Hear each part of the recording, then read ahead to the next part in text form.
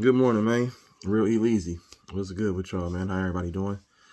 Come on in, come on in. What's good? Let me, you know what I'm saying? Let me give my take, you feel me? And share my opinions on this Kevin Durant saga and just the nature of the NBA. You know what I'm saying? With all these trade speculations and motherfuckers want to go here. It's the whole player empowerment. I kind of alluded to this a little bit in another one of my videos.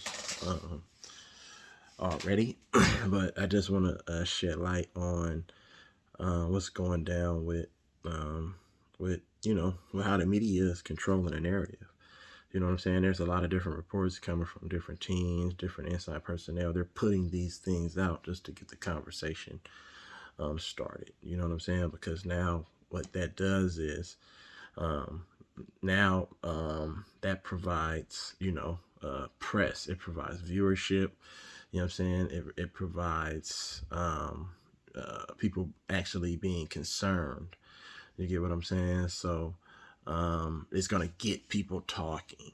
You know what I'm saying? Now you're gonna watch all the sports shows. You're gonna watch all First Take, Undisputed. You're gonna watch all of the shows. You know, Get Up in the Morning. Everything, every sports show, you're gonna tune in because that's what they're gonna be talking about, and you want to hear the perspective on different things and different scenarios on what people, you know what I'm saying, even insiders, like, you know what I'm saying, from analysts to agents to media personnel within the organizations. And now it's a lot of talk because we've seen other teams this offseason and in the past when they want to make a trade, whether it's a blockbuster trade or whatever, they'll involve two or three teams.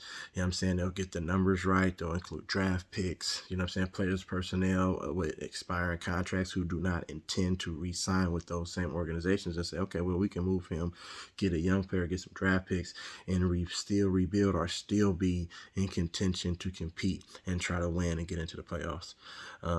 So it's no different with this Brooklyn Nets whole thing. You know, the Lakers obviously has been in the media since day one. Darvin Ham came in and had a conversation with Russ, and the conversation went well. But then again, Darvin Ham also said that, check this out, if motherfuckers is second guessing anything that we're doing over here, then we don't want them type of players. If the conversation went well with Darvin Ham, you know what I'm saying, when he took the head coaching job, because that was one of the first um, one of the top people that Darvin Ham, addressed when he got signed. Obviously, LeBron being one and AD being another one, but still, you want to know where their heads are at. Like, what's the objective? What's the goal? Are you guys focused on winning? Are you guys going to buy into the system? And I think that Darvin Ham can get the best out of Russell Westbrook. Russell Westbrook is pretty much set in his ways, but he does understand, that if it doesn't work here in LA, you done been on four teams in 4 different years. So you know what I'm saying? Your career it's like your career is on its way out of the league, especially the way Russell Westbrook treats the media. Anybody who treats the media, you know what I'm saying? Like they treat the media, they try to push a narrative and put negative things in. You know what I'm saying? They throw negative things out there to make you be like, you know what I'm saying? Like, oh man, yeah, he's a headache. He got to do this, he do this, he do this, he do this. You know what I'm saying? Now, what that does is turning the fan base against that player. It's turning the rest of the league and different organizations and, you know what I'm saying, and staff and personnel against that player. So now it's going to be hard for that player to find a roster, to get signed to a contract to where it's stable. You might get the veteran minimum deals, and now you become a journeyman, and you're just going from team to team to team. We've seen it happen with former All-Star players. You know what I'm saying? When they become a journeyman, and some players don't want to have that on their name, so they just say, you know what? I think it's time. I'm gonna call it quits, or I'm gonna go play overseas. You get what I'm saying? Because no one player who feels like they're good enough, you know what I'm saying, to be on a roster consistently, unless you're one of the the locker room type guys and the, you know what I'm saying, those type guys that you can find anywhere. But I'm talking about the talented former all-stars, former face of franchises. They're not going to be just out here jumping from team to team. You feel what I'm saying? So this whole Kevin Durant thing is crazy because now, you know what I'm saying, the Boston Celtics have emerged. You know what I'm saying? And after that tweet, or after that, after this news had went public, we seen a tweet from Jaylen Brown, put the SMH shaking my head. tweet. You know what I'm saying? Because he understand that it's a business, but he also understand that this is too much drama. It's too much drama surrounding this shit. So all of a sudden, my name is linked to KD. All of a sudden, you know what I'm saying? We just fresh off a championship where we held a 2-1 lead with home court advantage. You feel what I'm saying? So all of those things, you feel what I'm saying? Now this is what you have. You feel me? Yeah, but to continue on what I was saying is that it's like these players know it's a business. These players know exactly how everything goes. Kevin Durant has been leaked to every team in the NBA, but no deal is imminent and no deal has been made. If motherfuckers really wanted Kevin Durant or really wanted Kyrie Irving, really wanted Russell Westbrook, they would trade with no hesitation. It's not that hard to make the numbers work. It's not that hard to say, you know what, this type of talent, these are Hall of Fame players. Give up the draft pick. You know what I'm saying? Because these players instantly make our team better. It's going to improve ticket sales. It's going to improve merchandise sales. You get what I'm saying? It's going to improve everything. You know what I'm saying? The town is going to be buzzing. You got jerseys going to be bought up. Shoes going to be bought. You know what I'm saying? It's going to be a lot of hype. A lot of people going to tune in and buy all the, you know what I'm saying? Um, uh, NBA League Pass, you know what I'm saying, packages and everything, because it's generating money, it's generating press when you get these type of talents on your roster. And if it was really that serious, don't you think every team would do that? And they give you a chance to try to win and compete for a championship. Probably outside of Russell Westbrook, but his talent is undeniable. Period. Average triple double 4 years in a row. Nobody's ever done it. Broke Oscar Robinson's triple double record. He's you know what I'm saying? He's just that type of generational talent. Now some people might not like his game. They say he can't shoot. They say he have no this. He doesn't do that. You know what I'm saying? We can nitpick on every player in the NBA and point out their flaws and inefficiencies. You get what I'm saying? So the thing that I'm saying is that when we hear all of this chatter, you know what I'm saying? That's exactly what it is. It's chatter. Now, can a lot of these things transpire and take place? Of course. We know that deals can be made. We know that behind the scenes of teams, whatever, will already have a deal in place and it already be signed, sealed, and delivered. It's just a matter of ironing out the kinks and just playing the waiting game. You get what I'm saying? That does happen too. But with the way that the NBA is now, you know what I'm saying? A lot of this shit just be for press because these motherfuckers are running out of shit to talk about. By throwing KD name in with Boston, it's just like, ooh, now everybody's gonna be talking about that. Just like they did when they threw his name in with the Suns. You see what happened with that deal. They threw his name in with Miami. You see what happened with that deal. Then they linked the Warriors into the whole equation. No, it was Toronto and then the Warriors. They linked Toronto into it. You see what happened with that. That fizzled down. You see, then they linked the Warriors, a reunion. Ooh, a reunion with the Warriors. Wow.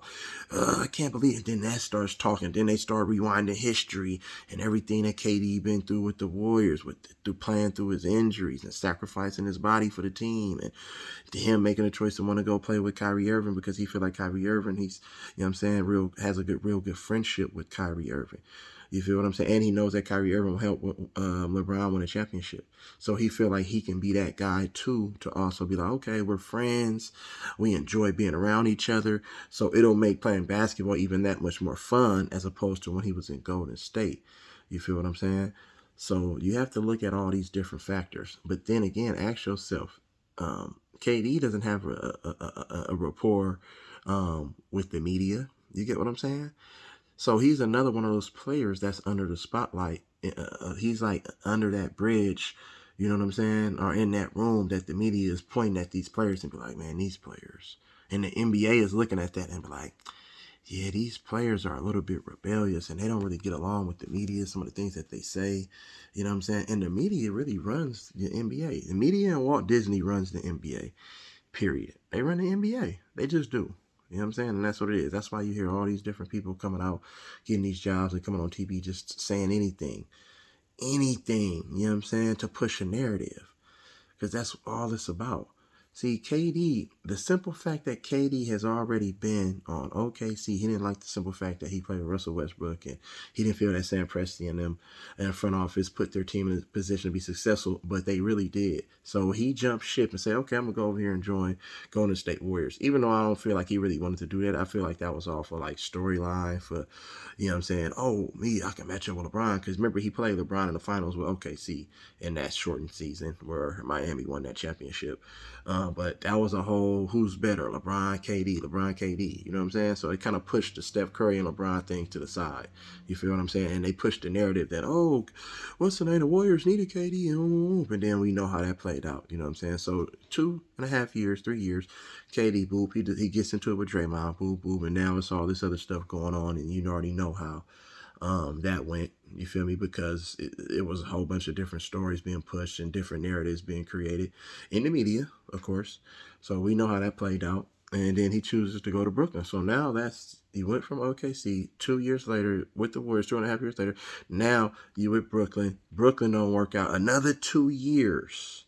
Now I want to be traded because the uncertainty surrounding a long-term contract for Kyrie because of Kyrie's stance on political issues and him mixing in politics with the NBA and him actually having a voice and standing up for himself and being independent and not letting, people control and dictate how he lives his life and the things that he does off court. You see what I'm saying?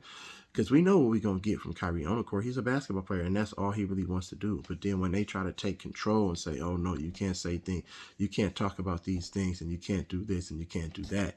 Now it's just like, well, you know what? We're going to have to find a way to get you out of the NFL. We've seen Craig Hodges. We've seen it with Craig Hodges. We've seen it with Mahmoud Abdul-Rauf, formerly known as, Chris Jackson. We've seen it with different players, you know what I'm saying? When different players have a voice, those players become alienated. You get what I'm saying? And they kind of push them away. And then they try to find somebody else that's going to be marketable, who has a supreme talent, who's going to fall in line with the agendas.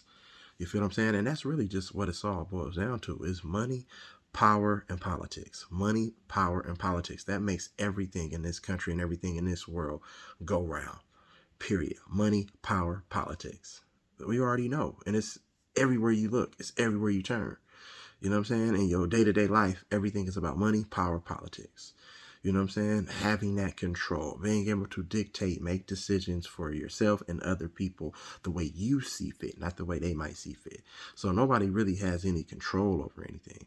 So by them, KD is trying to, he's trying to flex his power, he's trying to flex his muscle. But at the end of the day, if he decides to hold out, the NBA is still going to generate money. You know what I'm saying? The NBA is still going to go forward. You get what I'm saying? People are still going to support KD.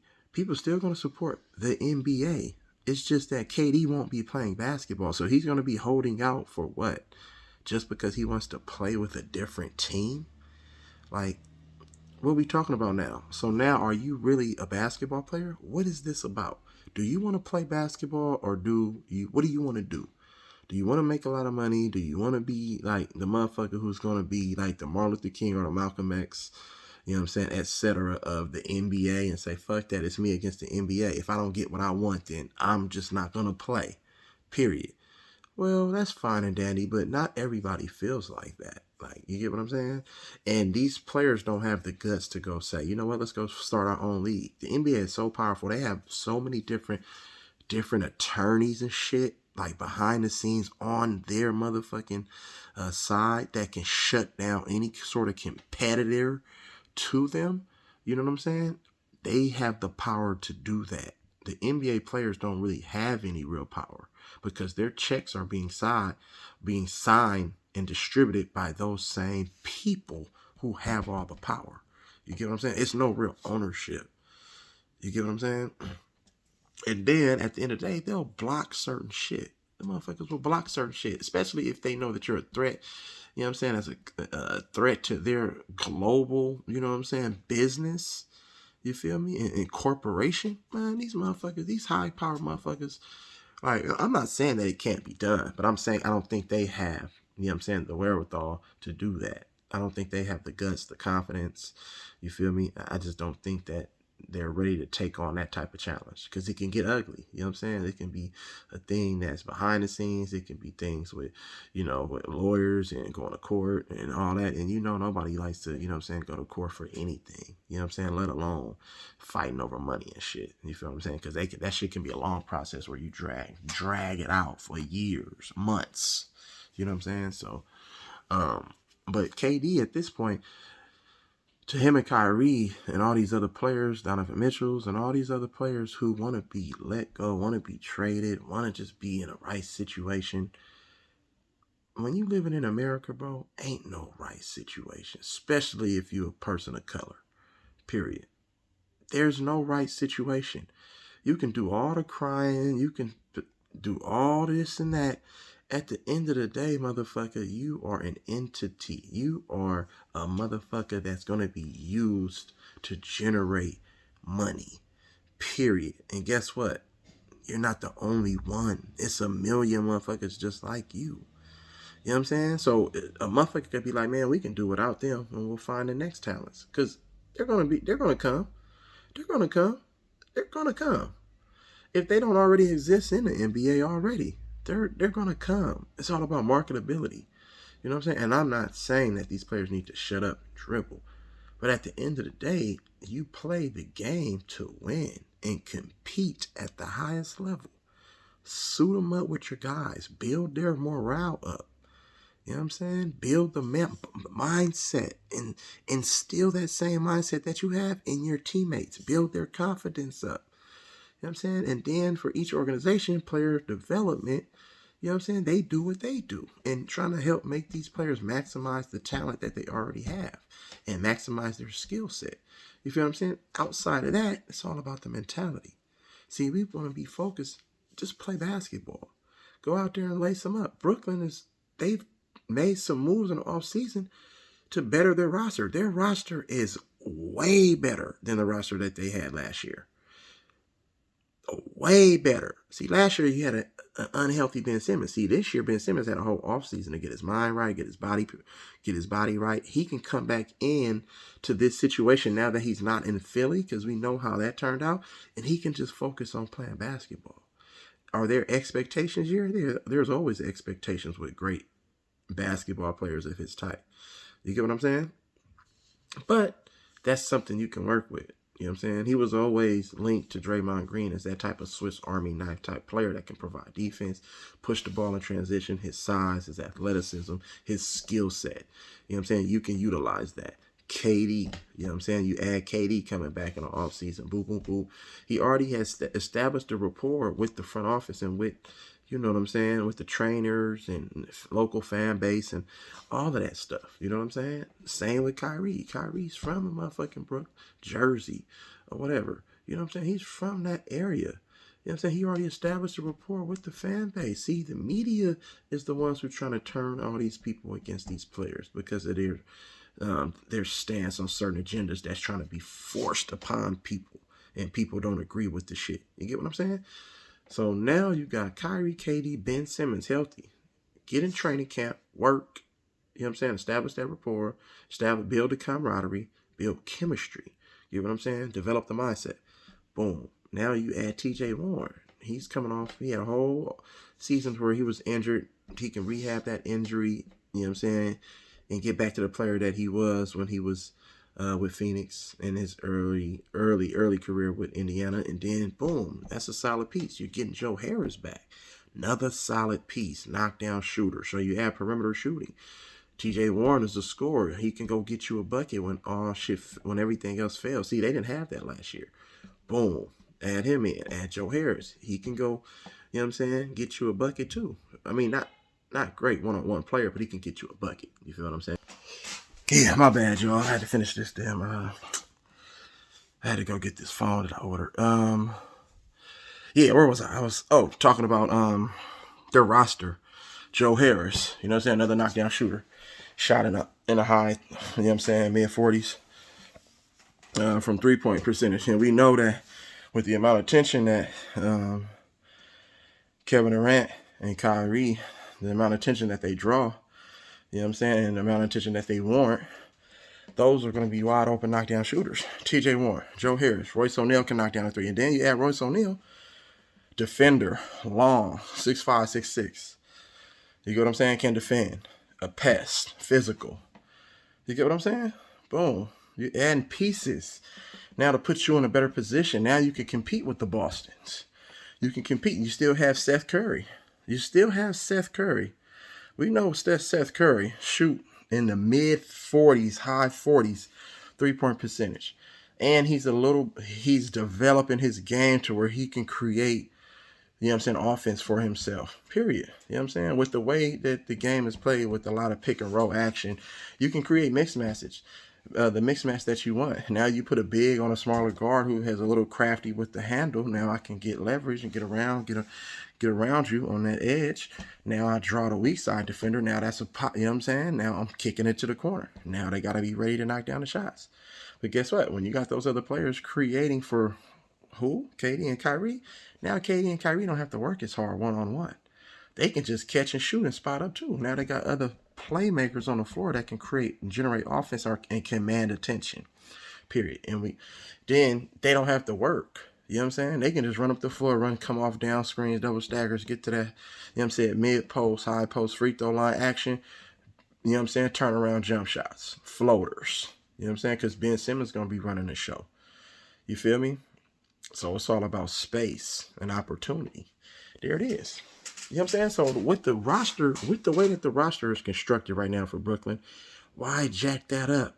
Now, and my bad, I didn't even, you still have Patty Mills, knockdown shooter. Who's going to leave Patty Mills wide open? He won multiple championships, you know what I'm saying, in that role that he provided for San Antonio. Just spacing the floor. Tony Parker, Tim Duncan, Manu Ginobili, and motherfucking Kawhi Leonard created all that attention, drew all that attention. Danny Greens of the world, the Gary Neals of the world, motherfucking Patty Mills, they're eating all day, every day. So you see what I'm saying? They're building something in Brooklyn. To just throw all of that away because a player is unhappy with the way the business works or with the way that, you know what I'm saying, certain things are going on, you know what I'm saying, that they might not agree with. Check this out. What do you want? It's all about happiness, or is it about playing basketball and winning championships? Chicago, Michael Jordan didn't get along with Jerry Krause for most of their motherfucking relationship. For most of their time. Jerry Krause and Michael Jordan were at odds because the way that they were treating Scottie Pippen behind the scenes with the contract and everything. And Jordan was trying to lobby and help that. You know what I'm saying? And they didn't like the fact that, you know what I'm saying, they weren't trying to spend money and they can't afford to keep all these certain guys or go after other guys because of money and shit, political shit behind the scenes. And Jordan wasn't happy with it. You feel what I'm saying? They were at odds, but guess what? That didn't stop Jordan from winning 6 championships with all that going wrong. Because you know why? He just said, man, I love basketball and I love to win. I'm going to make sure that I put myself and my teammates in the best possible situation to win. I'm going to build chemistry, camaraderie. I'm going to demand the best out of them. I'm going to hold them accountable and they're going to hold me accountable. You know what I'm saying? Period. And I'm going to practice what I preach. I'm going to go out there and put both sides of the ball. Come on, man. That's really what this boils down to. So all that crybaby shit, all that love and hip hop shit that motherfuckers is doing, stop crying, bro. Play basketball. Try to build a winner. You know what I'm saying? Try to build a winner. Now, if things don't go well, you know what I'm saying, for one way or the other, and you and the organization come to terms with, okay, I think it's best, you know what I'm saying, for both parties just to move forward. You know what I'm saying? That's a different story. But to just say that, I just want to request a trade, just to request a trade. What are you requesting a trade for? Because you're not happy? Because it's not just because you go to a different team, that don't guarantee that you're going to be happy. That doesn't guarantee that you're going to win. See, this is all a power struggle. It's all about the players being able to control, you know what I'm saying, their own narrative and do what the fuck they want to do. This is not even about basketball. Let's bring it back to basketball is what I'm saying. You feel what I'm saying? Lace them up, bro. Because if with the roster that Brooklyn has and then signing a couple free agents here and there, you know what I'm saying? And then you can still make, you know what I'm saying, in-season moves. You build that chemistry and camaraderie, you know what I'm saying, from the jump, from training camp, because that's really where it starts. You know what I'm saying? Everybody respecting each other, everybody holding each other accountable, and then everybody putting 10 toes down, you know what I'm saying, putting one foot in front of the other, and then now it's all about hard work. You get what I'm saying? the Brooklyn Nets can be right back in the thick of things. They're just 2 years removed from the Eastern semis. You know what I'm saying? And then they regressed everything with this COVID shit. They regressed, but you know why they also regressed? They didn't have the roster. You trade for James Harden. James Harden is another one of those prima donna players that just want everything to go his way. You know what I'm saying? If he's not happy here, he's the same motherfucker. So James Harden, right? Think about this. James Harden, you know what I'm saying? Motherfucking KD, Russ, and all these different players from the Kyrie, they all been on damn near fucking 3 teams within the last 5 to 6 years of their careers. 3 different organizations. These are generational talents that I'm talking about. But the mindset isn't there because they're focused on the wrong things. It's not about basketball. You see what I'm saying? These niggas are focused on, I just want to be able to do what I want to do when I want to do it. Nigga, go win championships, bro. Solidify your motherfucking name as one of the greats. They put these niggas on the all-time top 75 best NBA players list. Now, with the way these niggas act, I know they have supreme talent, but just based off the way these niggas go about their business, you're not on that list, bro. These niggas act like straight bitches, bro. Straight up, nigga.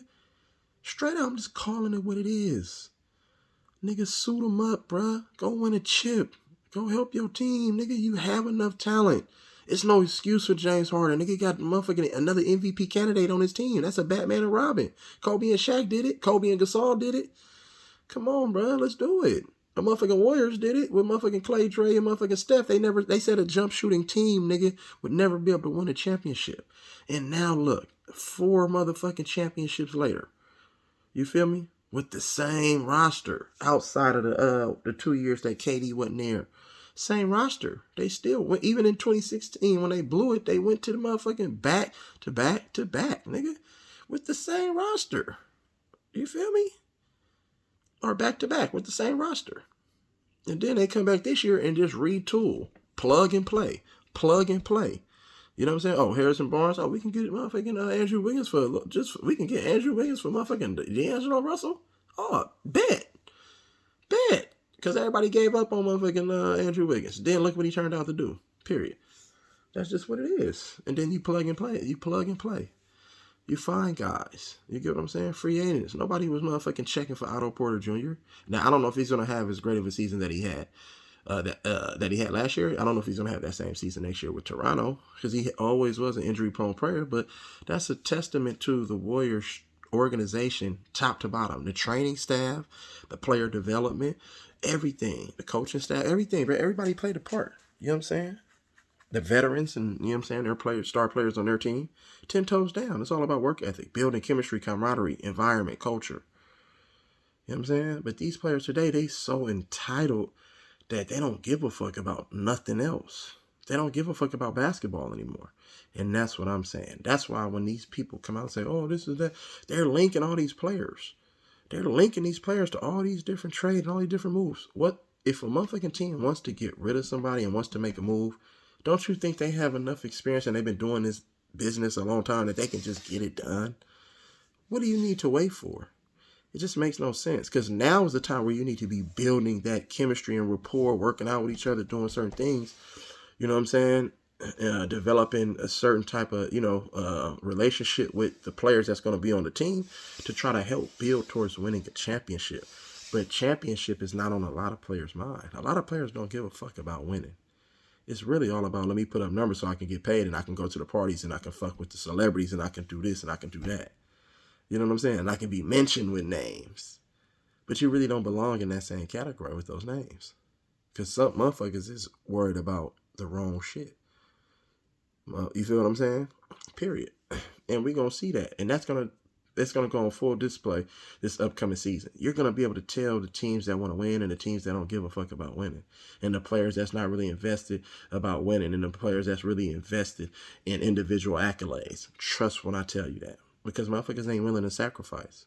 Everything is me. You know what I'm saying? But a motherfucker need to ask them, nigga, what have you did for me lately? Period. And that's just what it is, man. Let me know what y'all think. You know what I'm saying? In the comments. You know what I'm saying? Make sure you like, share, subscribe, bro. Real talk. Because you know I'm going to give it to you 100. I'm going to keep it real. I'm going to give you a solid perspective. You feel what I'm saying? And shout out to all other YouTube channels out there doing their thing, man. Y'all keep pushing. Keep doing y'all thing, man. I love and appreciate y'all, man. Salute.